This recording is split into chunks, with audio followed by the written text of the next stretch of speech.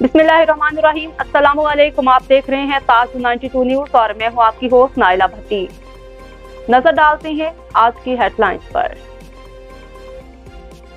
टंडोलायार से पीर बिलाल जलान की रिपोर्ट के मुताबिक पाकिस्तान जिंदाबाद जिला टंडोलायार में रैली निकाली गई, जिसमें हर मकतबा फ़िक्र के लोगों ने शामिल होकर एक जुबान में पाकिस्तान के दुश्मनों को मुंह तोड़ जवाब दिया।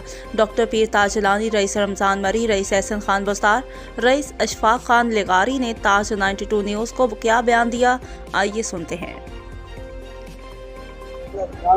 आज की ये रैली ये टंडोलायार की बाशऊर आवाम और सियासी और समाजी जो रहनुमा यहाँ पे जमा हुए हैं, इन सब का मकसद यही है कि मोदी मरदूद ने जो कुछ दिन पहले बयान दिया कि पाकिस्तान की आवाम से इंडिया जंग करना चाहता है, मैं मोदी मरदूद को ये बताना चाहता हूँ कि वो आवाम से जंग करने का क्या ख्वाब देख रहे हैं।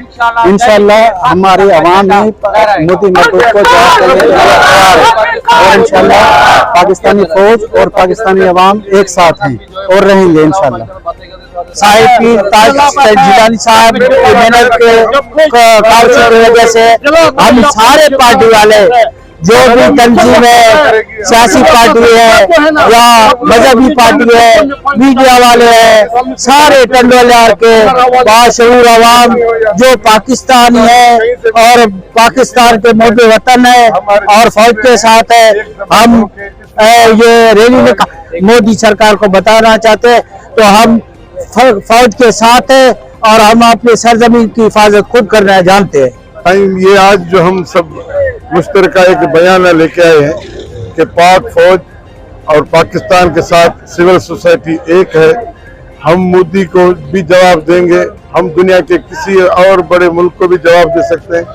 ये पाकिस्तान अल्लाह की तरफ से हमें एक खुशी से टुकड़ा मिला है, इसके लिए हम हाजिर हो गए कि इसकी हिफाजत करना हमारा फरीजा है।